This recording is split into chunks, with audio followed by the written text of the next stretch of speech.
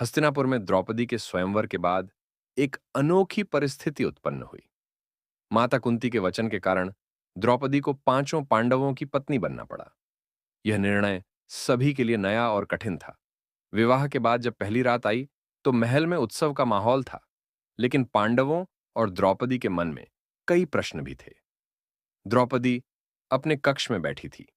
वह एक राजकुमारी थी और अब उसे एक ऐसे जीवन की शुरुआत करनी थी जो किसी भी अन्य स्त्री से बिल्कुल अलग था। उसके मन में संकोच भी था और भविष्य को लेकर चिंता भी। उधर पांचों पांडव भी एकत्र होकर विचार कर रहे थे। सबसे बड़े भाई युधिष्ठिर ने कहा, हम सभी को धर्म और सम्मान का पालन करना होगा।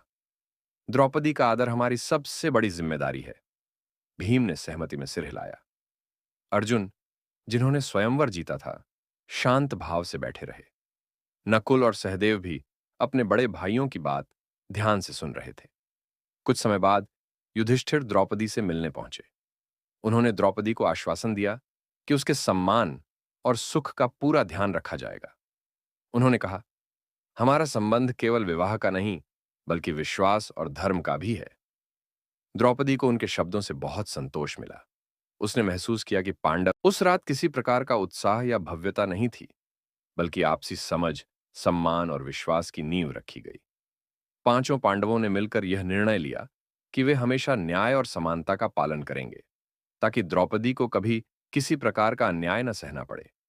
धीरे धीरे समय बीतता गया और द्रौपदी पांडवों के जीवन का महत्वपूर्ण हिस्सा बन गई। उसने हर कठिन परिस्थिति में उनका साथ दिया और पांडवों ने भी उसके सम्मान की रक्षा के लिए अनेक संघर्ष किए। इस प्रकार पांडवों और द्रौपदी की पहली रात किसी रोमांचक घटना के लिए नहीं, बल्कि विश्वास, सम्मान और धर्म की स्थापना के लिए याद की जाती है।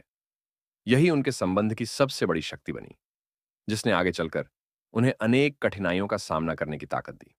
शिक्षा